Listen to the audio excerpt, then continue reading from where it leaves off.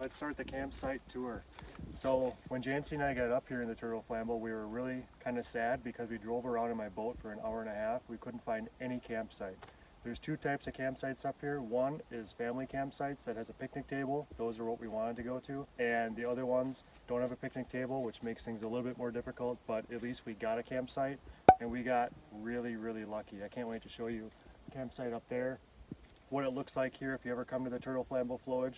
Our original plan was actually go to the Boundary Waters in northern Minnesota, and that didn't work out at all because there weren't enough permits, and we just had to say, hey, let's go somewhere else and try to find another option. And I've always wanted to go here. I've never been here. It's 2 hours away from where we live, so let's check it out. So the boat over here, I kind of did a little makeshift mount up here where I put deck board and just put my transom trolling motor up here. What this does is it allows me to fish from the front instead of using the gas motor back there, and it balances out. Because I've got a really small boat, it's only a 12-foot John boat that I fish out of about 90% of the time. Oftentimes all I need to do is use this motor, even on some rivers and certainly the lakes I go to.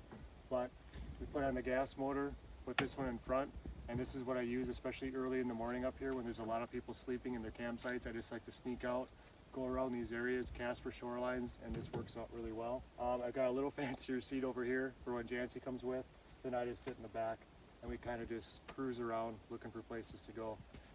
So it's a nice boat launch right here. You can see it's beautiful. It kind of looks like the Boundary Waters in northern Minnesota, except it's a lot more sandy and dirtier colored water. Up there it's much more clear and rock. So it looks nice though, it's beautiful. You don't see any people, it's all state land. And so people can't really live up here, which is really nice. Let's head up here to the campsite. So we struck gold with this campsite. It was really, really lucky because we kept going from one to the next, to the next, to the next, and we had the boat full of stuff, probably overweighted to be honest, and we didn't know what to do. And we even had conversations about, should we go get a hotel? Should we drive home? Should we go somewhere else and camp? We didn't really know. And as it turns out, we found a really, really cool little island. It's about, I would have to say, about 1/3 of an acre, and there's water obviously on all sides.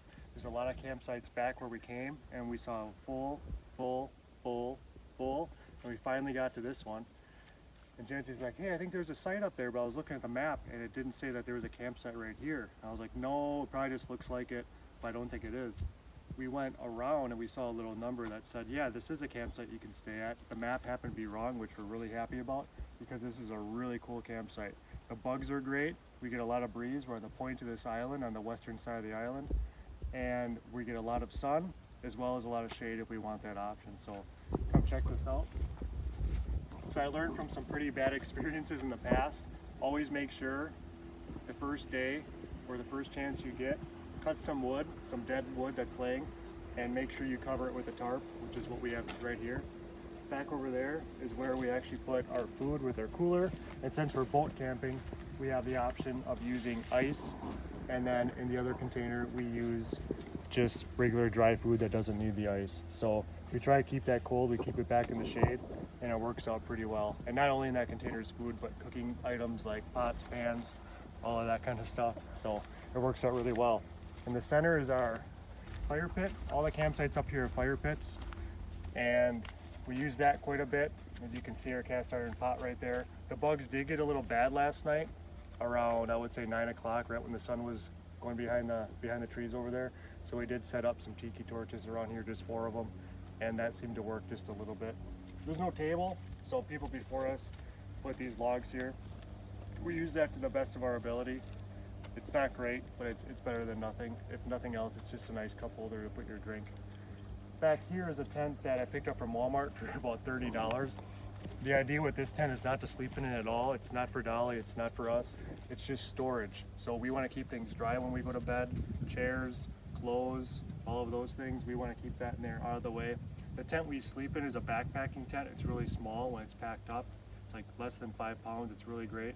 But you don't want to go in there with 2 people, a dog, your mattress that you lay on, plus all of your stuff, chairs and all of those things. So we like to have an extra tent like that.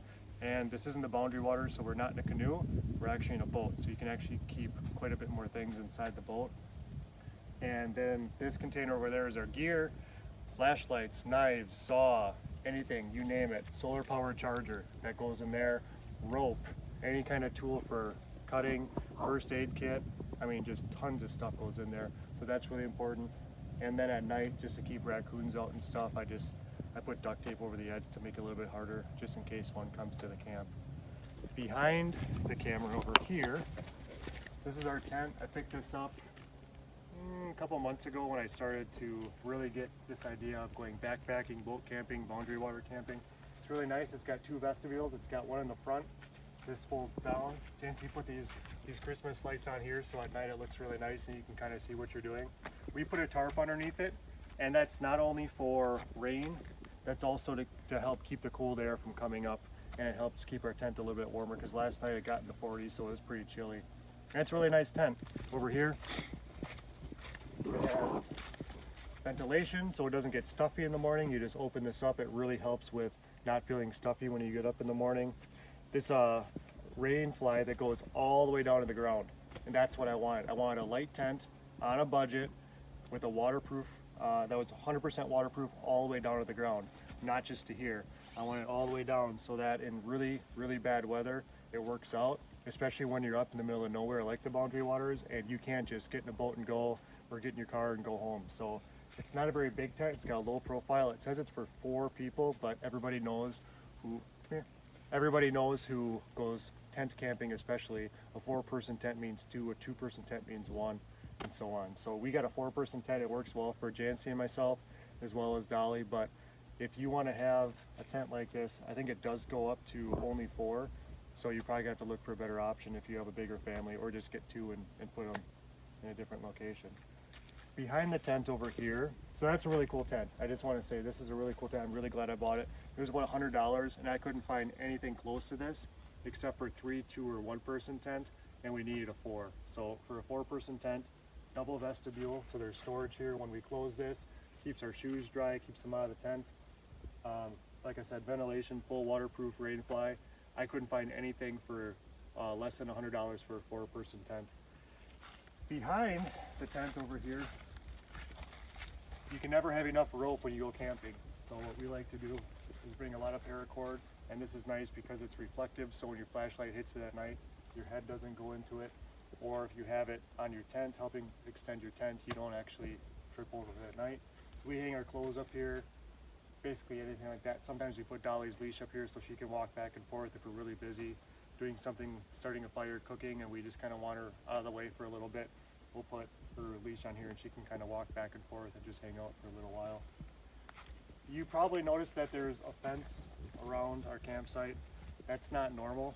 This is the only one we saw up here with that, but the DNR did that specifically so people wouldn't walk up and down this side, which helps with erosion. There's actually a sign back there that says erosion control, because I can imagine with these steep sandy banks and these older trees that a lot of sand washes down, especially with people going up and down. So they wanted to prevent people from doing that. It's actually a pretty good idea. I've never seen that before in a tent camping campsite. And back here, because it got really hot, we put our chairs. We can see out the north side, the west side, and the south side of the island, and then the eastern side of the island is just all woods, and then obviously after that's water because we're on an island. And then we put this hammock here in the shade so we can relax. It's pretty nice. It actually holds 2 people, so sometimes Jancy and I go in it together, sometimes just she goes in it, or myself. That works out pretty well. And we have a lot of shade here. So we go from the shade to the sun, to the shade to the sun, and if the bugs come out, we go to the middle where it's more windy, or we come back over here, and it turns out to work out pretty well. On this side is actually pretty cool.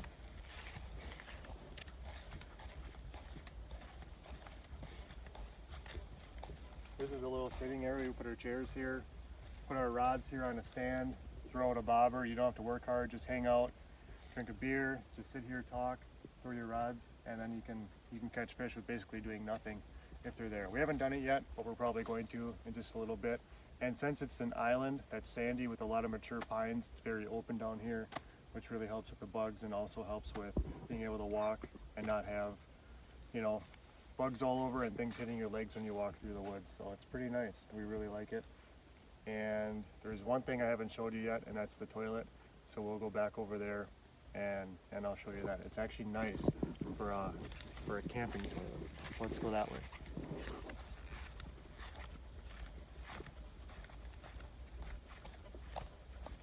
One thing I forgot to mention is this boat launch down here.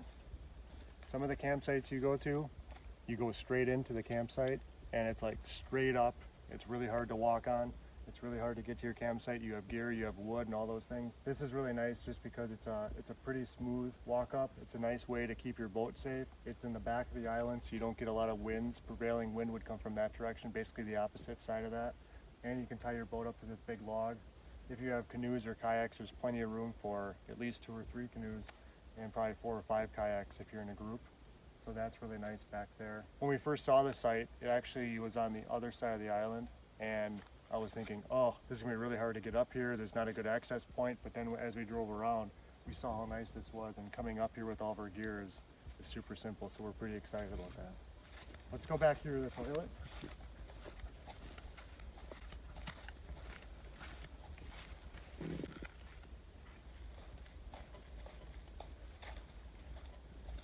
Okay, this is it. They have a semi-privacy fence, I guess you could call this. And I can see why, because it's pretty exposed on this island. There isn't a lot of cover. And I imagine if you camp during the late fall or early spring, there's really no cover at all. And people that are canoeing, fishing, kayaking back here can probably see you pretty well. But we checked out some of the other campsites and some of the other places in the boundary waters. They don't have nice toilets like this. Now this might not look so nice to you if you've never done this type of camping before, but considering that sometimes it's literally just a hole in the ground that you have to go in, this is a pretty nice campsite. And of course, Jancy had to bring Christmas lights right here that we turn on in the evening, so it makes it a little easier to find where you're going back here, and just adds a little decoration, makes you feel more at home when you're on the John. Thank you so much for watching that video. I completely forgot about it, and I thought it'd be worth showing people. If you love to fish, if you love to camp, that's the perfect opportunity for you to do both at the same time. The time of that video was about 80 degrees. As you can see, I was wearing shorts and a t-shirt. Right now, it's December. It's not 80 degrees. It's about 7 degrees. Came across this video last week when I was going through some older footage, preparing for another video, and I thought this is something that people might want to see. It gives people another perspective of what you can do to fish, to camp. It goes to show you that if you do a little research, you get out there, you explore some things, get out of your comfort zone a little bit, you can have a lot of fun. Not all the campsites are like that one, of course. We saw other campsites later on that weren't as nice. They were a little bit more shady, not as open, not as used, so the path was pretty much enclosed in. If you look around a little bit, you'll eventually find a good one, as long as you kind of stay patient and with it like we did. We were super impatient. We just wanted to get one, get in a spot, and find a good campsite to start setting up at. But it did take about an hour and a half. So thank you so much for watching this video. Thank you for spending this time with me. I really appreciate it. Look forward to another video next Friday at 4. Until then, take care. Bye-bye.